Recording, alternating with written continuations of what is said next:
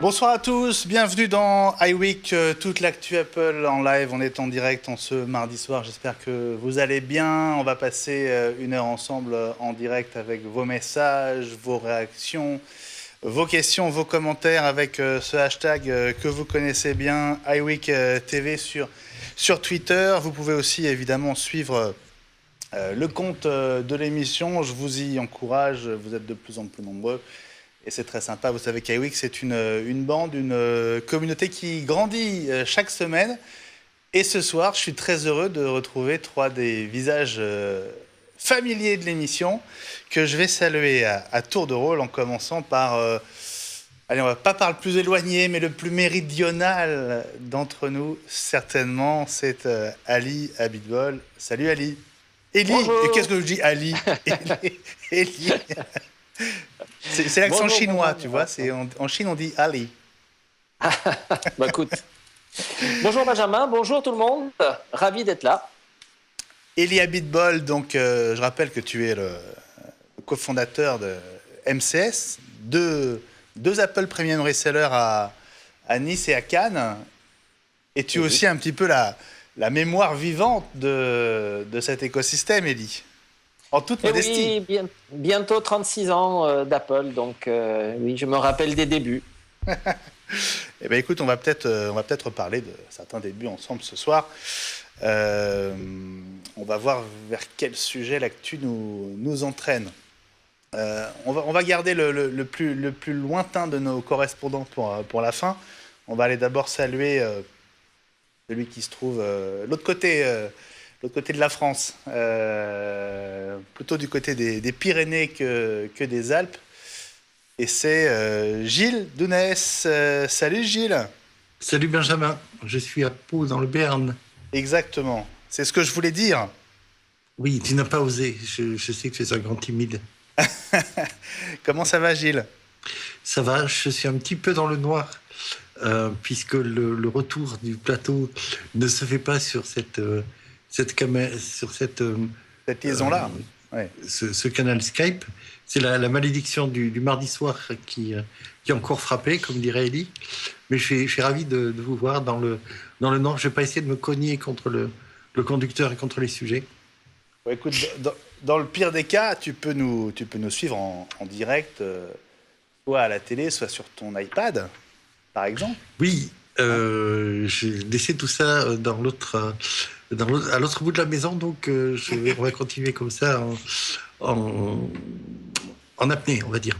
Bon, d'accord. Bon, alors on essaiera de t'expliquer ce qui passe à l'antenne. D'ailleurs, à propos de la télé et de la diffusion de Watch, je vous rappelle qu'on est présent sur les 4 principales box. Donc, vous voyez les canaux qui s'affichent. Un petit rappel, évidemment, parce que depuis le temps, on imagine que vous les connaissez. SFR 178, Free 154, B-Box 127. Alors, précision pour la B-Box, sauf pour les abonnés fibres. Un peu compliqué, Bouygues emprunte certaines parties de réseau de Numéricable. Et comme nous ne sommes pas encore chez Numéricable, voilà, ceci explique cela. On n'y est pour rien, on aimerait bien, mais ce sont des choses qui prennent beaucoup de temps. Donc 127 pour Bouygues, sauf pour les abonnés fibres. Et puis Orange, évidemment, 168. Comme toutes les semaines, même si le concept peut être amené à évoluer à partir de la rentrée, on va reparler de l'actu de la semaine tous les 4. Non sans saluer, évidemment, le plus éloigné d'entre nous. Il est à San Francisco et c'est Jean-Christophe Vigne. Salut Jean-Christophe. Bonjour à tous, salut Benjamin. Ravi d'être des vôtres cette semaine encore. Et puis il se passe pas mal de choses à San Francisco dans le monde Apple ces jours-ci, donc ça va être chouette d'en parler ensemble. Alors, Jean-Christophe, tu es très concerné évidemment par l'actu américaine d'Apple. Tu as un regard particulier puisque tu es expatrié aux États-Unis, tu es à quelques dizaines de kilomètres de Cupertino. Forcément, c'est un point de vue qui nous intéresse. On va dire que l'info la plus chaude de ce mardi soir, c'est une info qui est quand même française. Élie, elle concerne l'école fondée par Xavier Niel, l'école 42. Absolument.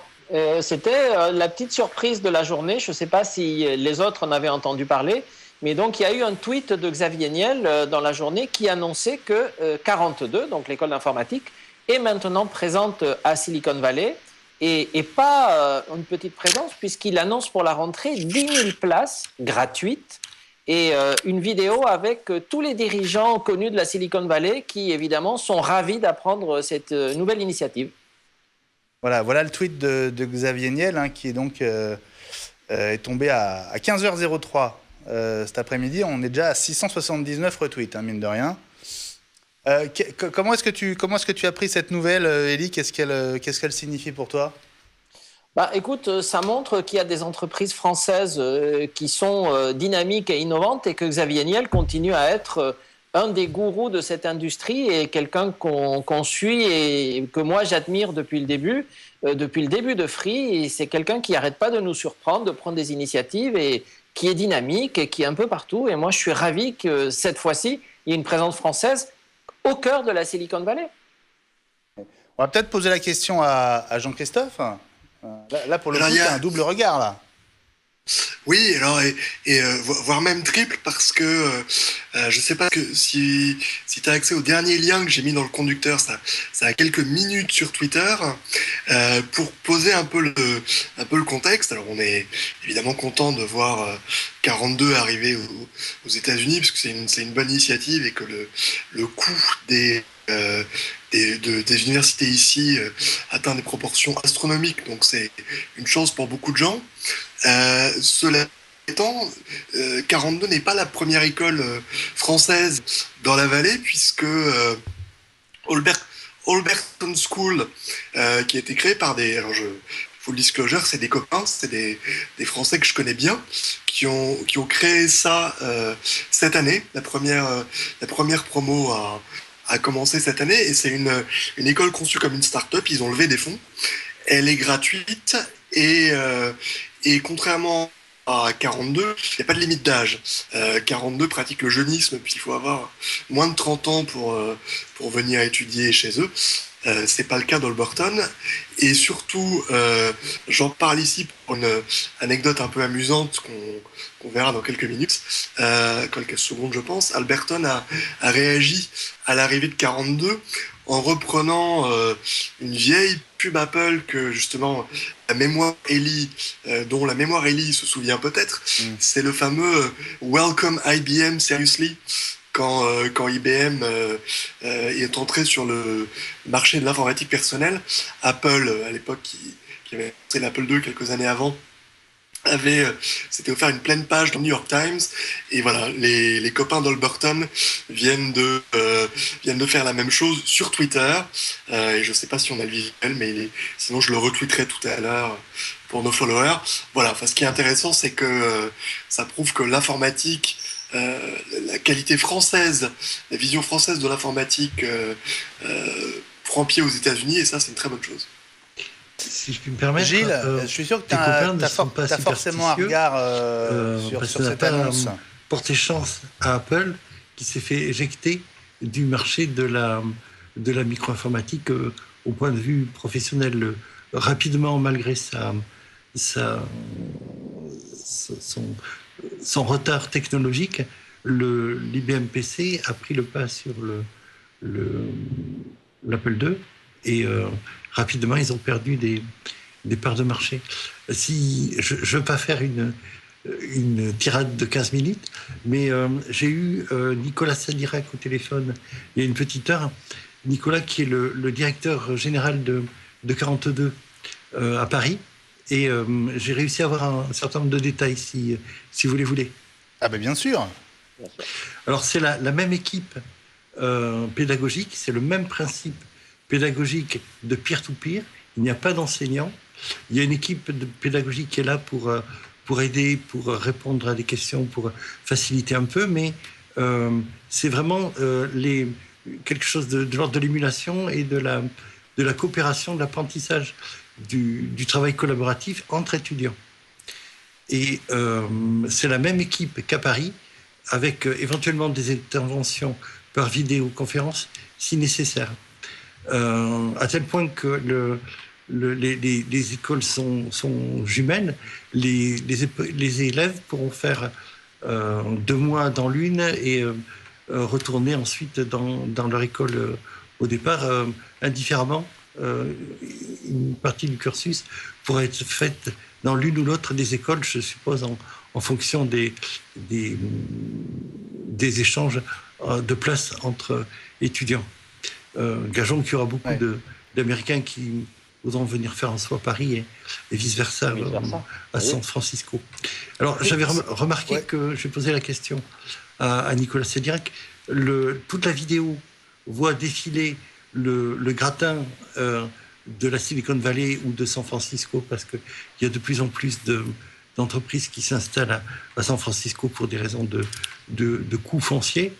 Il y avait tout le monde sauf Apple. Et en fait, il faut savoir que l'école 42 à Paris avait été montée avec le soutien actif d'Apple, en particulier pour l'équipement en iMac, pour l'équipement informatique. Là, c'est la même chose. Il y a un soutien, un partenariat avec Apple, mais ils n'ont pas pu avoir des gens qui puissent participer à la vidéo dans le délai qui était imparti. Ça a l'air d'être fait vraiment dans des délais ultra courts. Alors oui, Gilles, d'accord, il y avait des délais courts, mais enfin, ils ont l'humilité de ne pas mettre le nom et le titre de ceux qui interviennent dans la vidéo, mais quand même, ils ont fait fort là, parce qu'on a quand même Jack de Twitter. Oui, il y a tout le monde. On a Tony Fadell, donc le père de l'iPod et le cofondateur de Nest. Twitter. On a Loïc Lemer. C'était peut-être le moins difficile à avoir, mais bon. Il y a le cofondateur de Periscope aussi. Il y a le cofondateur de Periscope. Alors, je l'avais pas repéré celui-là, Elie. Oui. Dans la vidéo YouTube, il y a les noms. Ils les ont pas barrés. Ils y sont. Il y a le cofondateur de Twitter également. Oui. Jack, oui. Et il y en a quelques-uns que je ne connaissais pas. Il y a des noms. En fait, dans les liens, tu as la vidéo officielle où ils les ont barrés. Il y a la vidéo YouTube où il y a les noms. D'accord. Donc on pourra mettre le lien pour ceux qui les veulent. Jean-Christophe, alors oui, le lien justement, il est sur cette page et je crois qu'on a perdu Jean-Christophe, mais je pense qu'il va revenir. Si je ne me trompe pas, c'est le lien vers lequel Jean-Christophe m'a emmené. C'est donc l'URL de cette école 42 aux US, 42.us.org. The Most Daring Coding University, donc l'université qui apprend le code, qui ose le plus. C'est comme ça qu'on peut traduire. Une éducation différente, pas de frais de scolarité, pas de bénéfices, ouverte à tous. Voilà. Ce qui est étonnant, et Jean-Christophe est revenu, c'est tant mieux. Ce qui est étonnant, c'est que l'école 42, elle n'a pas vraiment fait ses preuves encore, parce que la première promo n'est même pas sortie. C'est quand même assez rapide comme déploiement, non ? Ceci explique peut-être cela. Il n'avait peut-être pas prévu vu arriver l'école qui a ouvert en premier sur les radars, et ils sont peut-être décidés à faire des annonces un peu plus rapidement que prévu pour éviter d'avoir l'air d'être trop à la remorque, quoi. C'est quand même assez significatif de l'influence de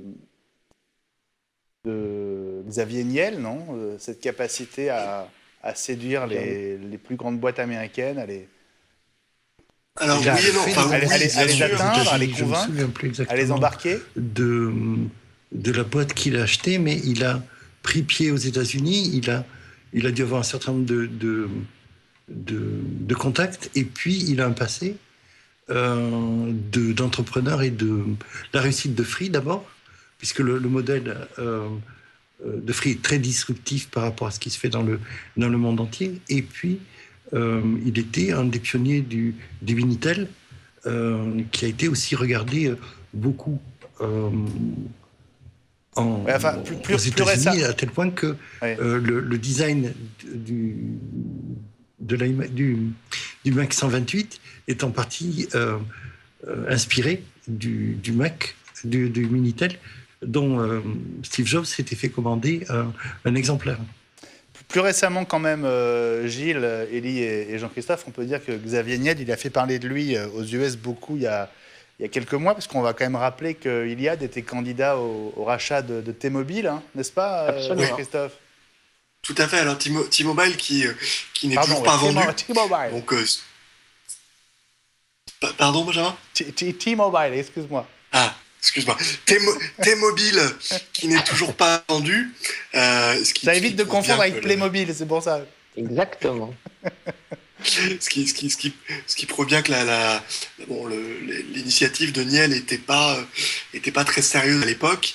En revanche, on l'a déjà dit ici, il faut le redire, les écoles d'informatique françaises et les ingénieurs français ont vraiment le vent en poupe dans la Silicon Valley, ont tous de très bons salaires et ont une très bonne cote à l'export. Et il faut ajouter à ça ce que je disais tout à l'heure en commençant, c'est qu'il y a un énorme problème de financement d'université, enfin de pré-étudiants. Ici, c'est un des sujets centraux de la campagne présidentielle américaine. Les étudiants ont tous des millions, enfin en cumulé, des millions, voire des milliards de dettes. Il y avait un article il y a quelques jours dans le New York Times qui expliquait que la moitié d'une promo de juristes dans, j'ai plus en tête, une grande université, avait pas trouvé de boulot un an après la fac. Donc, quand on voit ce que coûtent ces études-là, ça fait réfléchir. Donc je pense que le marché américain, niel ou pas niel, j'ai envie de dire, est mûr pour une idée de disruption, c'est-à-dire de changer la méthode de financer les cours. Et par ailleurs, comme on sait que les ingénieurs sont en général très bien payés, Niel n'est pas un philanthrope, il se fait payer après par les ingénieurs une fois embauchés. Donc le modèle est très original. Ça ne m'étonne pas plus que ça qu'il soit transposé ici, au contraire. Il m'a semblé avoir lu no fees après c'est-à-dire pas de royalties après la scolarité. Ça mériterait d'être vérifié à ce moment-là.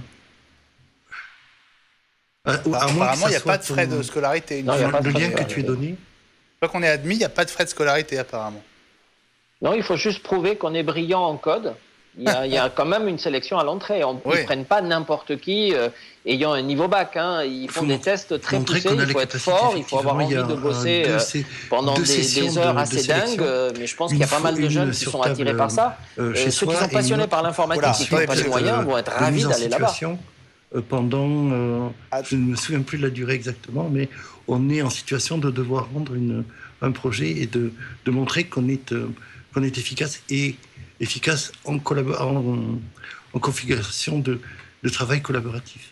Gilles, fais bien attention parce que comme tu n'as pas le retour, tu as tendance à parler en même temps que Élie ou Jean-Christophe. Donc vérifie bien que c'est à ton tour de parler. Tu me donnes le feu vert à ce moment-là ? D'accord, voilà, on va essayer de faire comme ça. Tu évoquais Nicolas Sadirac et tu nous avais envoyé le lien vers cet article de Mac+, du regretté Mac+, article de mars 2013 sur l'école 42, le pari de Xavier Niel et Nicolas Sadirac. Je crois que c'est un article que tu avais écrit d'ailleurs. J'imagine que tes contacts avec Nicolas Sadirac datent de cet article. On voit notamment effectivement le bâtiment de l'école 42 à Paris, un endroit, c'est vrai, assez étonnant, sans professeur, sans réelle contrainte et finalement un système d'entraide qui se met en place naturellement entre les étudiants et un certain nombre de... C'est presque des consultants plus que des profs finalement qui viennent. En tout cas, c'est une très belle initiative française et donc moi je suis ravi qu'on puisse parler de ça et que les gens sachent que oui, le génie français s'exporte. Hein. Exactement. Bon, on va venez, on est très bien ici. Ouais. L'école des mathématiques. Pardon. Tant mieux pour toi, Jean-Christophe. Tant mieux pour toi. Ça On fait va des passer copains, à- c'est bien. On va passer à une autre info de ce mardi soir. Elle concerne là directement Apple. Apple est une technologie qui nous fait de l'œil depuis un moment, dont on a commencé, à laquelle on a commencé à goûter avec l'Apple Watch, la recharge sans fil. Et Apple a embauché 2 spécialistes justement de cette fameuse recharge sans fil. Qu'est-ce que ça peut laisser présager à votre avis? Bah, il s'y intéresse, hein, donc à mon avis, pas de projet à court terme. Hein. Donc ceux qui pensaient que l'iPhone 7 aurait une recharge sans fil, c'est pas cette année. Hein. Donc quand ils commencent à embaucher 2 personnes, le temps que ça soit intégré dans un produit, ça peut prendre quand même 1 à 2 ans, des fois plus. Donc oui, Apple s'y intéresse. Maintenant, est-ce que ça veut dire des choses très très concrètes? Pas encore. Alors c'est fou parce que quand on pense quand même au premier portable je vois que ma mise à jour de Flash n'est pas faite. C'est pas grave, je vais vous épargner ça, c'est pas grave.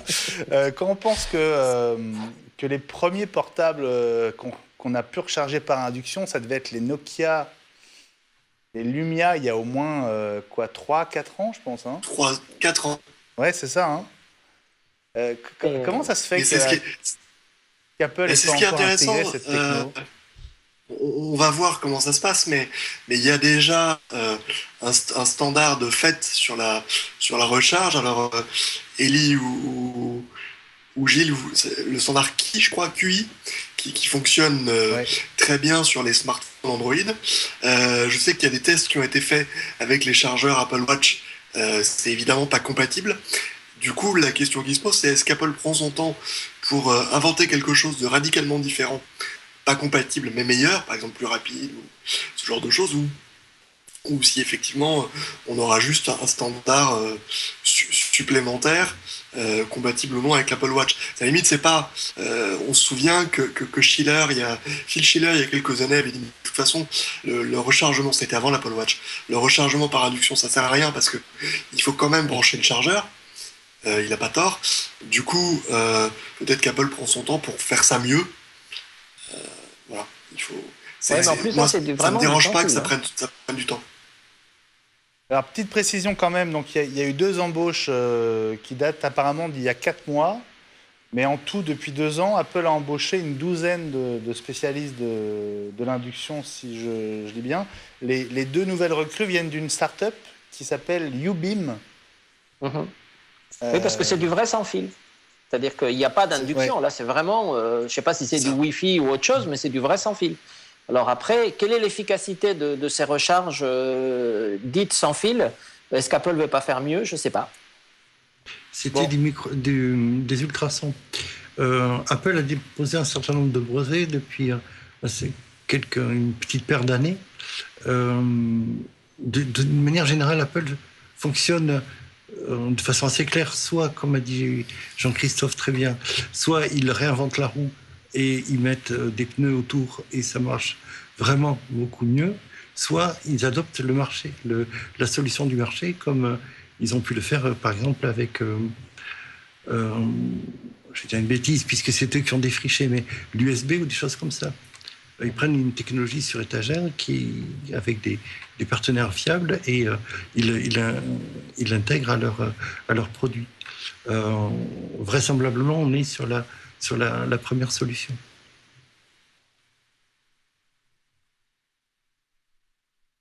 Ouais. J'ai pas de retour là. Non. J'entends pas Benjamin. Benjamin, on t'entend plus. Vous m'entendez mieux maintenant? Ah oui. Oui, Voilà. Non, ce que je disais, c'est que ce qui est certain, c'est que l'induction, c'est très pratique. En revanche, c'est vrai qu'on charge moins vite via l'induction qu'en branchant un bon vieux câble Lightning. Oui. Est-ce que, Et d'ailleurs, est-ce que ça peut sur être la ce raison qui sujet explique que de la l'induction ne recharge, soit pas encore arrivée? Pardon, je disais donc sur le sujet de la recharge, le problème c'est qu'en plus il semblerait que le Smart Connector, qui est très d'actualité dans les iPad Pro en ce moment et qu'on avait évoqué sur les prochains iPhones, ne serait finalement pas présent ou alors présent sur un modèle sur 2. C'était pas dans le conducteur, mais on a beaucoup entendu parler la semaine dernière, donc ces jours derniers, deux gammes d'iPhone, un iPhone 17 et un iPhone 17 Pro, un peu comme l'iPad Pro. Alors, un aurait une double caméra et un Smart Connector, l'autre aurait une caméra meilleure mais normale et pas de Smart Connector. Et moi, je trouve dangereux qu'on ait deux gammes de téléphones différentes. C'est très très étonnant. Je serais très étonné si ça arrivait. Mais en revanche, ce qui est intéressant sur l'induction, Logitech vient de sortir un genre de dock pour iPad Pro qui permet de charger justement l'iPad à travers le Smart Connector. Et les premiers tests montrent que c'est beaucoup plus lent qu'en utilisant le connecteur Lightning. Donc effectivement, juste pour avoir le plaisir de coller son iPad plutôt que de brancher un câble, je suis pas sûr qu'on y gagne tant que ça. Ce que je trouve assez amusant, c'est Ellie, tu peux peut-être nous en dire un mot si tu l'as vu en boutique. Il y a un vrai engouement pour l'adaptateur. C'est 28 watts des MacBooks qu'on peut maintenant utiliser pour les iPad Pro 12 pouces avec un câble USB-C Lightning. Et tous les tests disent c'est merveilleux, enfin ça charge plus vite. Moi j'avoue que mon iPad Pro je le charge le soir avant d'aller dormir et il est en parfait état le lendemain. Donc voilà, apparemment il y a une catégorie d'utilisateurs pour qui charger plus vite c'est vraiment important. Du coup je ne sais pas si l'induction est si utile que ça. Bon, en tout cas, c'est un vrai engouement. Effectivement, le chargeur, donc avec le câble USB-C, est très populaire en ce moment. Le problème, c'est que Apple avait oublié de référencer le câble, donc il a fallu qu'on se batte un peu parce qu'on avait le chargeur du MacBook, mais on n'avait pas le câble USB-C Lightning. Et donc, maintenant qu'on a réussi à l'avoir, ça y est, ça se vend bien. Mais c'est le fameux câble qui a été remplacé en plus, non ? Oui, c'était un câble qui est sorti dernièrement, mais qui bizarrement avait été oublié dans le tarif. Donc on avait tout sauf le câble. Donc on était un peu embêtés. Bon, en tout cas, c'est vrai que l'induction, ça va moins vite, mais ce qui est sympa, c'est par exemple, quand on va se coucher, c'est juste d'avoir à poser son iPhone sur sa table de chevet et savoir que pendant la nuit, tranquillement, il se recharge. Si on dort beaucoup, oui, parce que ça charge lentement. Il faut combien de temps Il faudrait combien de temps ? Une nuit suffirait quand même, rassure-moi. Pour une Apple Watch, oui. Oui, c'est ça. Pour une Apple Watch, pour un iPad Pro. Ouais. Bon, on fait une toute petite parenthèse dans cette iWeek pour remonter un petit peu vos tweets. Alors, ça nous ramène au premier sujet de l'émission, à l'annonce de l'ouverture de cette école 42 aux US. D'ailleurs, est-ce qu'on a dit où elle va se trouver, Jean-Christophe ? Exactement ? Non. Alors, pas à San Francisco, si je ne me trompe pas. J'ai vu passer ça rapidement ce matin, parce que moi, je venais de me lever quand c'est tombé. Mais je crois qu'effectivement, c'est plus dans la vallée qu'en ville. D'accord. Donc, plus près, finalement, de Palo Alto, plus près de Cupertino, etc. Alors, justement, sur cette école 42, pas mal de réactions. On a iPhone FR qui nous dit que Xavier Niel ferait mieux de s'occuper du peering de Free avec YouTube au lieu d'ouvrir une école en Californie. Voilà, c'est dit. Vous êtes très nombreux à nous dire bonjour. Alors, Stoff me dit que j'ai craqué. Je ne sais pas trop sur quoi j'ai craqué, mais pourquoi pas. Fabien Rochet nous annonce déjà de nouvelles plaques à induction qui s'appelleraient les iCook. Donc Apple se lancerait dans les cuisinières, si j'ai bien compris, du côté de l'induction. Et Céline, notre amie Céline, nous dit à court terme, je préfère une batterie qui tienne sur la durée plutôt qu'une recharge sans fil et sans contact. Voilà. Les bons vieux modes d'alimentation ont encore de beaux jours devant eux. Autre sujet d'actu dans cette iWeek numéro 33 de la saison 3, et je sais que c'est un sujet que tu voulais éviter, Jean-Christophe, mais c'est juste un clin d'œil. Si vous êtes sur Twitter, vous savez qu'il y a de faux responsables d'Apple qui ont ouvert des comptes, qui sont complètement bidons, qui parfois peuvent être assez rigolos. Jean-Christophe, je sais que tu es un fan du faux compte de Craig Air Force One. Oui. Craig Federighi. Que je trouve très drôle. J'avoue que je suivais le fameux compte de Johnny Ive au début. Ouais. Et en fait, comme c'est un tweet, un fuck, ça m'a un peu saoulé assez rapidement. Voilà. Un fuck, c'est un gros mot. Hein. Voilà. Mais on a le droit, on n'est pas à la télé. Oups. Alors, donc, il y a un faux compte Johnny Ive. C'est justement l'interview qu'on peut lire sur MacG. Hein. Oui. La vraie interview du faux Johnny Ive. Voilà. Voilà. Si vous êtes curieux de savoir qui se cache derrière et quel est le but de tout ça, vous pouvez vous reporter à cette interview. Tiens, regarde, tu vois, dans ce tweet, par exemple, il n'y a pas le mot avec un F que tu citais. Non, tu vois, par non, exemple. c'est vrai. Hein, non, il y a donc quelques exceptions. MacG les a bien choisis, les tweets d'illustration, parce qu'effectivement, je les trouve très bons. Après, pardon Benjamin, mais tu fais un affreux teasing, parce qu'en fait, l'interview, justement, ne nous apprend pas de qui il s'agit, ni pourquoi il fait ça. Oui, c'est vrai. Mais bon, on a quand même, ça donne quand même un petit accès à une forme de coulisses. C'est vrai. Hein, et on est toujours friand quand même de savoir ce qui se passe derrière. Bon, on va pas passer 1 heure sur le vrai faux Johnny Ive. Beaucoup plus intéressant, il y a la technologie qu'ont dévoilé les créateurs de Siri il y a quelques jours. Et ça, je suis sûr que ça a dû beaucoup plus vous inspirer, notamment toi, Jean-Christophe. Élie, je vois que tu opines du chef aussi. Oui. Alors, il ne faut pas confondre avec Vive, le casque de réalité virtuelle. Là, c'est Vive, hein, V-I-V en 3 lettres. Oui.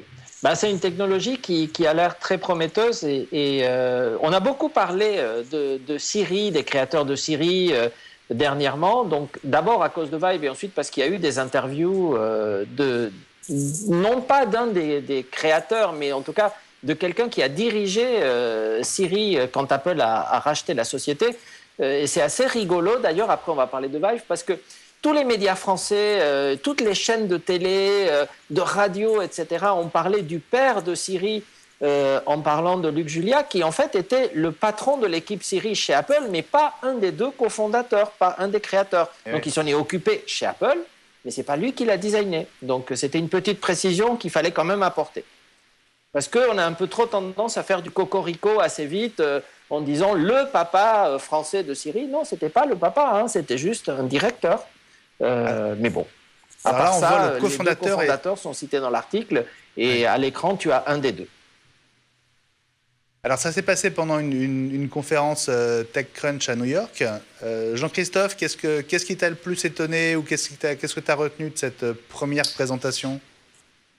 Alors, il y a plusieurs choses. D'abord, ce qui est assez amusant, c'est que ça fait à peu près 1 an qu'on en entend parler de Vive. Et donc c'était la première démo publique où on pouvait enfin voir ce que ça donnait. J'ai trouvé que les tests étaient pas extraordinaires, c'était des tests de météo.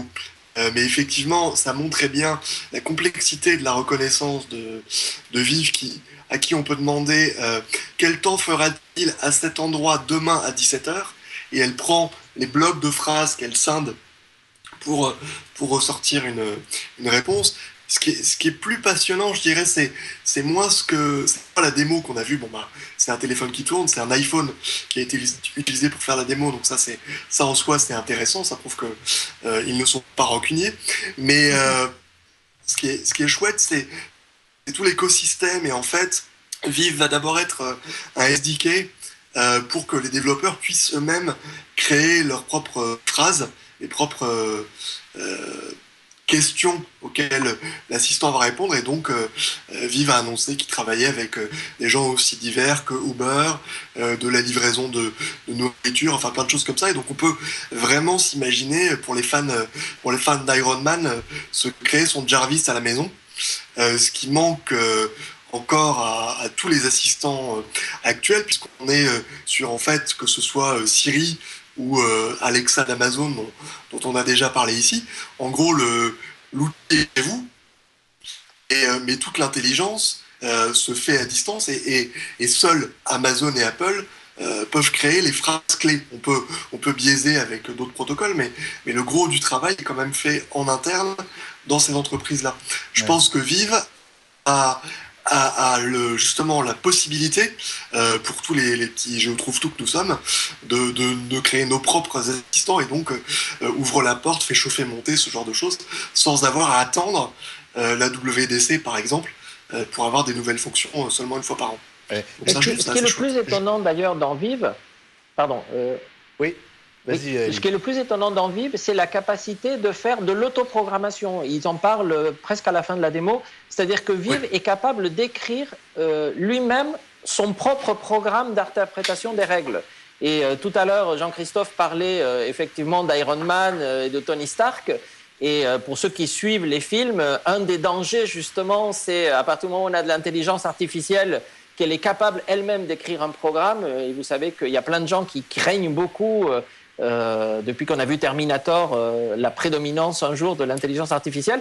Ben, là, c'est les premiers pas. En tout cas, ils le montrent sur 40 ou 50 pas de programmation, ce qui n'est pas beaucoup, mais c'est déjà quand même pas mal, avec des itérations, des branchements. Ben, Vive écrit ses propres programmes en fonction des questions qu'on lui pose.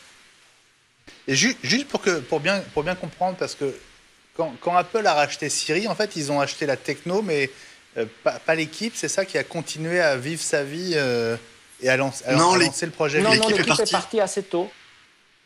Pardon, vas-y Jean-Christophe. Non, ils ont racheté l'équipe, mais l'équipe est partie. C'est ça. Dans la Silicon Valley, les clauses de non-concurrence sont très mal vues. On peut imaginer que ces gens ont laissé un paquet de stock options sur la table pour reprendre leur liberté, mais c'est ce que je trouve assez chouette aussi, moi, dans cette histoire, c'est que c'est une vraie histoire entrepreneuriale. On a des gens qui sont dans l'entreprise la plus riche du monde, qui ont a priori un des leaders des smartphones, qui met plein de smartphones dans plein de poches. On pourrait se dire qu'ils sont au meilleur endroit possible pour avoir d'autres idées et pour les faire évoluer. Ben non, ils s'en vont et ils font la même chose en franc-tireur avec une petite équipe pour relancer les choses. Je trouve ça assez intéressant. Ce qui est assez sympa aussi, c'est qu'on l'apprend dans l'article de Luc Julia, c'est que les relations, donc cette équipe de Siri était évidemment contrôlée par Scott Forstall, donc on a beaucoup parlé, et il semblerait que les relations avec Scott n'étaient pas génialissimes, et donc peut-être que ça a provoqué le départ d'une partie ou d'une grande partie de l'équipe. C'est si je peux glisser deux mots, c'est un problème récurrent chez Apple. L'équipe qui avait développé l'intégration des puces des systèmes on chip pour Apple, qui s'appelait le PASMI, c'était une équipe extrêmement brillante qu'Apple avait rachetée, et en fait ils sont partis petit à petit parce que ils se trouvaient trop contraints chez Apple, et le cadre est souvent de l'entreprise souvent trop étroit pour des gens qui sont extrêmement créatifs, extrêmement brillants, et qui finissent par s'en aller avec leurs idées pour les développer ailleurs. Voilà, c'est le cas donc de Luc Julia là qu'on voit dans cet article de MacG. Hein. Donc il est parti chez Samsung, lui. Et oui. Ce qui est intéressant, c'est qu'il est parti chez Samsung, entre autres sans doute parce que Samsung a racheté SmartThings, qui est un des leaders justement des objets connectés domotiques, et donc qui a sans doute des ambitions importantes dans ce domaine. Bon, il nous reste une vingtaine de minutes, les amis. Le temps passe super vite, comme d'habitude avec vous. On va dire un mot quand même de la nouvelle livraison de mise à jour, alors avec toujours... c'est relativement nouveau quand même chez Apple, mais il faut vraiment se poser la question avant de faire une mise à jour maintenant, parce que presque une fois sur deux, on risque de la regretter. Hein.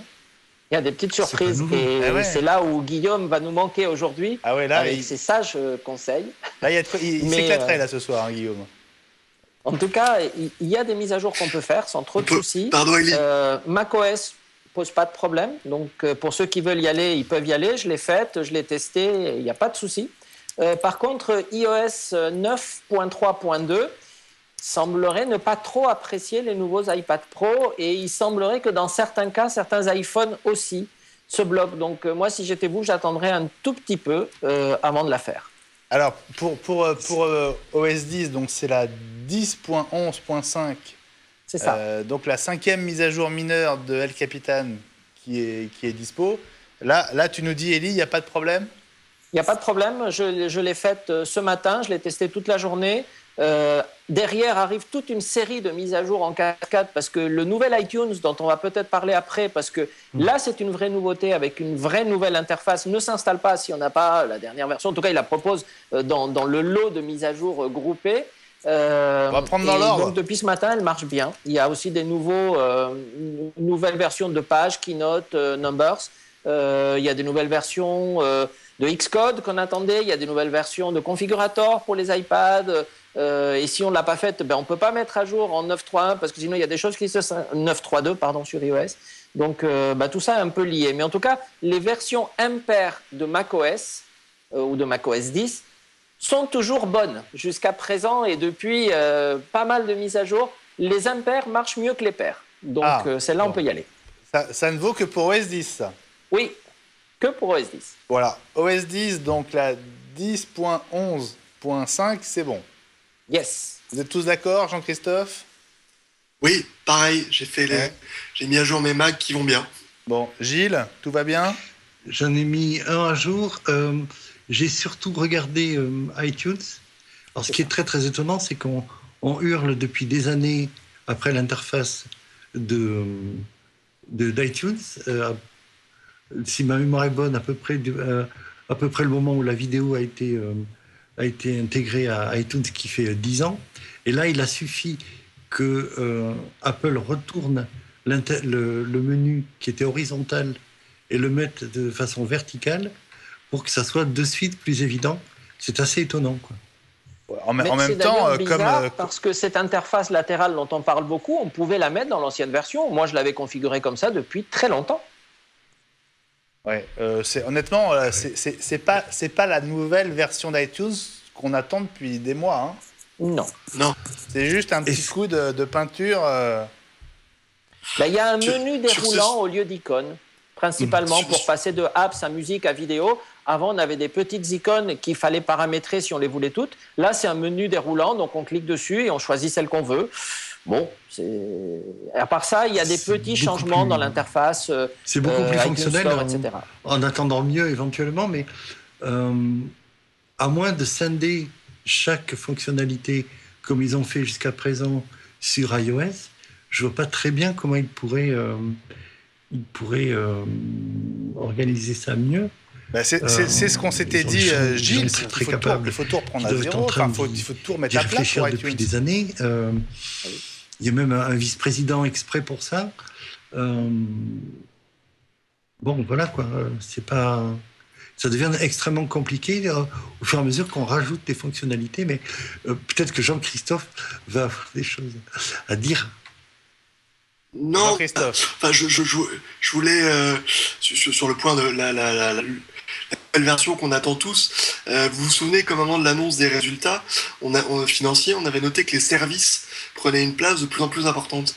Et Jean-Louis Gasset, donc qui est un Français bien connu du monde Apple, écrivait il y a une semaine ou deux dans sa newsletter hebdomadaire que justement peut-être que l'essor des services allait donner des changements dans l'écosystème Apple et notamment dans iTunes parce que Apple Music devient une fonction extrêmement importante, les vidéos aussi, et peut-être que les titulaires de leur chasse gardée respective vont dire maintenant on voudrait une appli pour chaque fonction parce que là c'est vraiment trop fouillé, on n'en profite pas.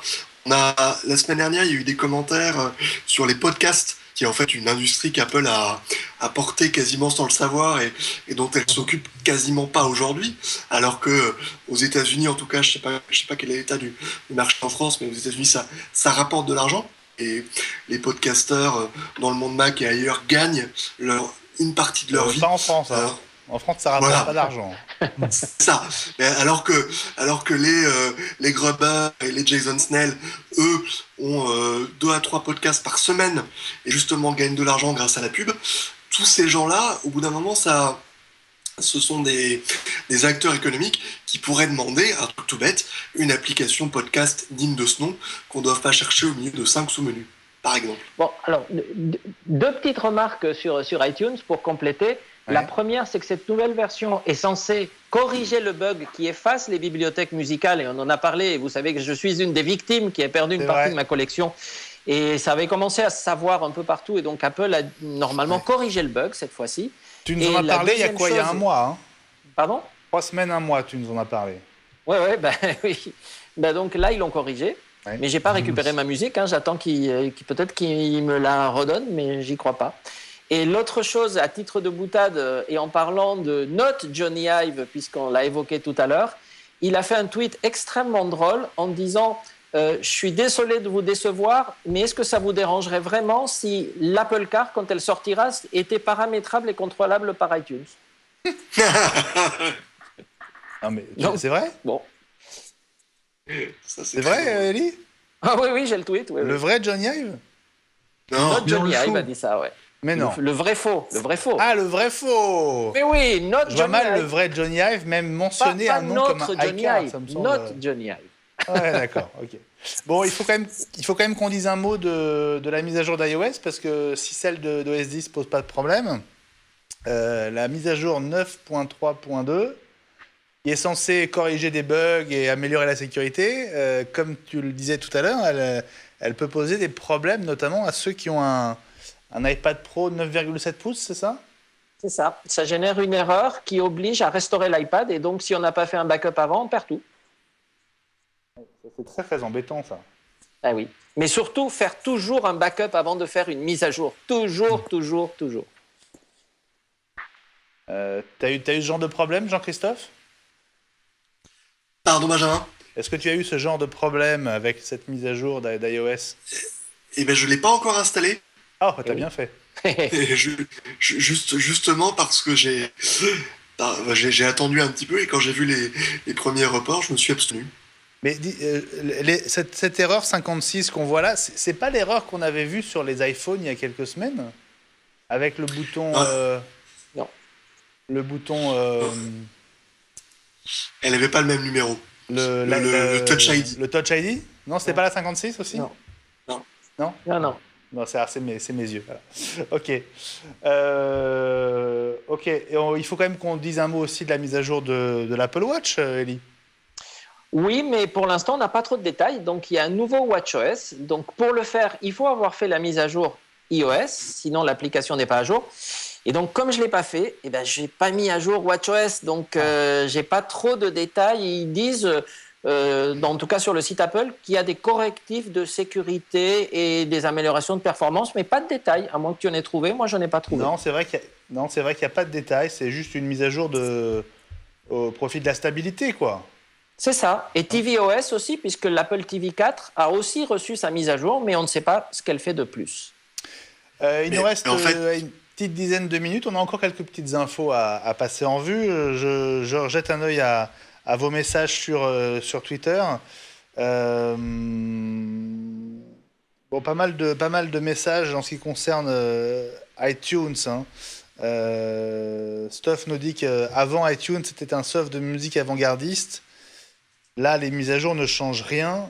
Ça veut dire qu'effectivement, iTunes, qui était en avance, est devenu un gros paquet, et qu'il serait temps de s'en occuper sérieusement. Fabien nous rappelle le beat de Scott Forstall avec Plan, mais ça, c'est une autre histoire. Oui, c'est vrai que si vous avez l'habitude de regarder nos copains d'On refait le Mac, c'est vrai que vous aurez droit à une interview d'un dirigeant de Siri qui dit pas beaucoup de bien, notamment de la réalité virtuelle et de la réalité augmentée. On fait une bise à Olivier Frigara et à l'équipe d'On refait le Mac qu'on connaît depuis longtemps. Petite news à propos du marché des wearables, comme on dit, des capteurs d'activité. Évidemment, l'Apple Watch a pris un bon bout du marché, mais c'est un marché qui reste dominé par une autre marque qu'Apple, Ellie. Et oui, Fitbit, parce qu'ils ont des objets connectés. Et en fait, il y a eu une enquête où pour la première fois, on l'a élargi. Donc évidemment, Apple est premier et de loin sur les montres connectées. Mais là, ils ont fait une enquête sur les objets, les wearables, les objets qu'on porte. Et là, évidemment, on a fait rentrer d'autres catégories. Et du coup, c'est Fitbit qui domine le marché. Il y a d'ailleurs eu... Le classement est intéressant d'ailleurs. Tout à l'heure, pendant que je rentrais du bureau, une news sur Europe 1 qui donnait des chiffres pour la première fois. Donc c'est IDC qui a donné des chiffres sur les ventes Apple Watch, où il disait que Apple aurait atteint un quart de ses prévisions. Ce qui est un peu surprenant, donc, mais venant d'IDC, donc ça reste peut-être à confirmer. Mais il semblerait que Apple soit vraiment très, très, très loin des objectifs qui s'étaient fixés sur l'Apple Watch. Alors, regarde, si on regarde ce tableau alors, qui est intéressant, ce classement, donc Fitbit est numéro 1, effectivement, avec, je pense que c'est en millions, oui, c'est ça, avec presque 5 millions de produits vendus donc, au premier trimestre 2016. Le deuxième, c'est pas Apple, c'est Xiaomi, le chinois. Oui. Et Apple serait troisième avec 1,5 million donc d'Apple Watch, parce que c'est le seul produit finalement qui rentre dans cette catégorie. Oui, mais on ne sait pas d'où ils sortent ce chiffre parce que 1,5, c'est effectivement pas beaucoup. On avait entendu beaucoup plus que ça. Et oui, et ça ne ferait que 7,5% du marché des wearables, comme on dit. Est-ce que c'est du volume ou est-ce que c'est de la valeur? Parce que quand Apple entre sur le marché, ils s'intéressent prioritairement à leur place en valeur. C'est du shipment. Shipment, donc je pense que c'est le nombre d'unités vendues. Oui. Shipment. En tout cas, il faudra regarder demain les chiffres IDC, si quelqu'un les a, pour voir si c'est vraiment confirmé ou pas ces chiffres qui ont l'air sérieux, puisqu'IDC, généralement, est une société très sérieuse, sur le volume de vente Apple Watch qui serait bien inférieur à ce que nous pensions tous et ce que nous avons commenté régulièrement. Ouais. Il faut faire attention, ces chiffres des cabinets d'analyse où ils regardent ce qui est injecté dans les circuits de distribution et pas tant ce qui est vendu effectivement. Et un certain nombre de sociétés sont passées maîtresses dans l'art de farcir les canaux de distribution avec un nombre pas possible d'unités et ensuite les brader simplement pour pouvoir afficher des chiffres de vente et des parts de marché. Oui. Bon, c'est sûr, sur les chiffres, on reste un petit peu dans le flou en l'absence de données officielles d'Apple. Mais voilà, on a l'impression quand même qu'on va finir par savoir à quel niveau il se situe. Il y a un point intéressant, c'est que Fitbit a lancé une montre il n'y a pas très longtemps. Ouais. Qui ressemble assez furieusement à une Apple Watch, l'aspect extérieur. Et comme, je ne sais pas ce que vous en pensez, mais la plupart des papiers, 1 an avec une Apple Watch qui sont sortis, disent à peu près tous que la meilleure feature, c'est le tracker d'activité. Vu que Fitbit est quand même très connu pour ça, moi, les chiffres ne m'étonnent pas tant que ça, en fait. Ouais. C'est-à-dire que Fitbit a une bonne volonté des utilisateurs qui est évidemment énorme. Bah, en plus, une montre Fitbit, ça vaut quand même juste 2-3 fois moins cher qu'une Apple Watch. Donc, Exactement. Ça risque de faire très mal. Heureusement que l'Apple Watch 2 est prévu, selon les rumeurs, pour septembre. Absolument. On pourrait d'ailleurs faire une émission. On en parlera peut-être même dès le mois prochain avec la keynote de la WWDC. On aura peut-être déjà des petites infos. On avait parlé d'une Apple Watch S aussi. Mais on pourrait, non pas faire une émission comme je viens de le dire, ce qui est une bêtise, mais un petit sujet dans une prochaine émission sur notre expérience à nous au bout d'1 an d'Apple Watch. Parce que je pense que la plupart d'entre nous la portons et voir ce qu'on utilise, ce qu'on n'utilise pas et ce qu'on en fait. Ça serait déjà une petite explication. Une piste. Très bonne idée. Bon, allez, il nous reste 3-4 minutes. On va finir par un sujet. Alors, je ne veux pas être nombriliste, mais comme vous le savez peut-être, j'étais la semaine dernière à Shanghai en Chine pour la deuxième édition du CES Asia. CES Asia, c'est un salon régional qui est une déclinaison du CES de Las Vegas. Donc forcément, comme ce n'est que la deuxième édition, c'est encore un salon relativement petit, c'est-à-dire qu'il est 10 fois plus petit en taille. En termes de fréquentation, on est quand même autour de 30 000 visiteurs en 3 jours, là où le CES fait 170 000 en 4 jours à Las Vegas. Mais ce n'est pas un salon ridicule du tout. C'est évidemment un salon qui est très marqué par le marché asiatique et notamment le marché chinois. Et il se trouve que alors pas par hasard du tout, mais j'ai eu l'occasion de rencontrer à Shanghai cet homme qui s'appelle Noel Lee, qui est le fondateur, le patron de Monster Cable. Alors c'est une marque que vous connaissez probablement pour ses câbles, maintenant pour ses casques audio et ses enceintes. Ce que vous ne savez peut-être pas, c'est que Monster était au départ de Beats. Vous savez, Bien sûr. cette marque de casque qu'Apple a racheté à prix d'or, plus de 3 milliards de dollars il y a 2 ans maintenant.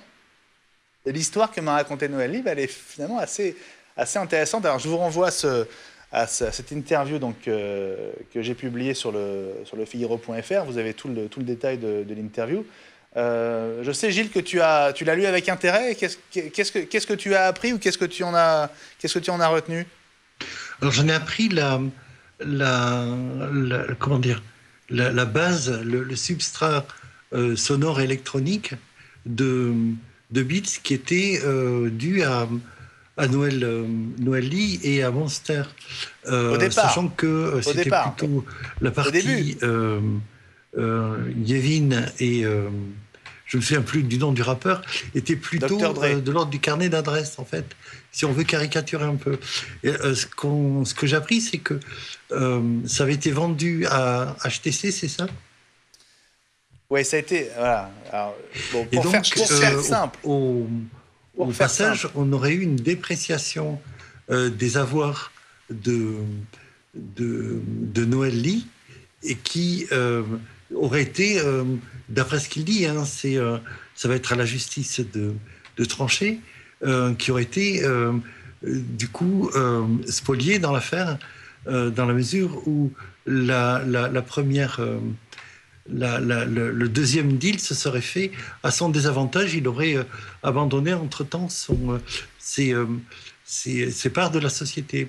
Mais, et du coup, Apple aurait éventuellement, c'est ce qu'il sous-entend également, Apple aurait été manipulé dans l'affaire. On aurait vendu, il aurait acheté beaucoup trop cher une sorte de coquille vide, puisque c'était Monster qui était à la base de la partie casque. Mais voilà. Ça vient confirmer. Tu m'arrêtes ainsi.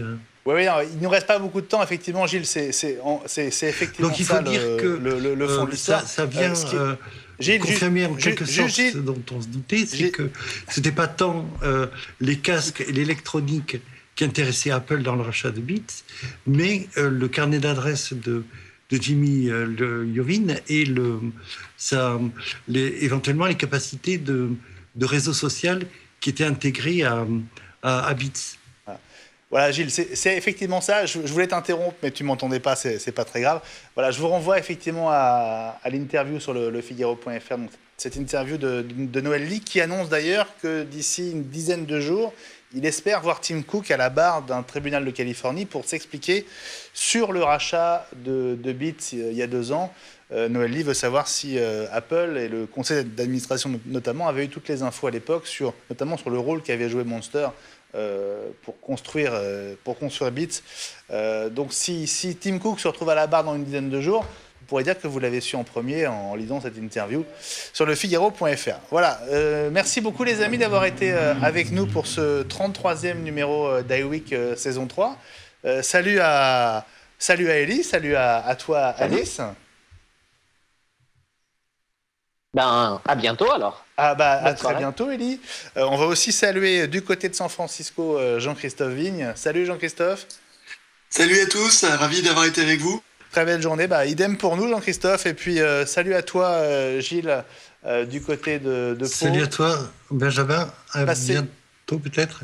Pas pour l'édition spéciale montre, puisque je n'ai pas d'iWatch encore. C'est pas grave, tu pourras quand même participer. C'est pas grave. Merci beaucoup. Passez une très bonne soirée sur Watch. Les programmes continuent évidemment. Et ne ratez pas à 22h Ciné-Watch spécial Cannes numéro 2 avec Nicolas Rieux et Carlos Gomez en duplex de La Croisette. Salut à tous et bonne soirée sur Watch où les programmes continuent. Ciao.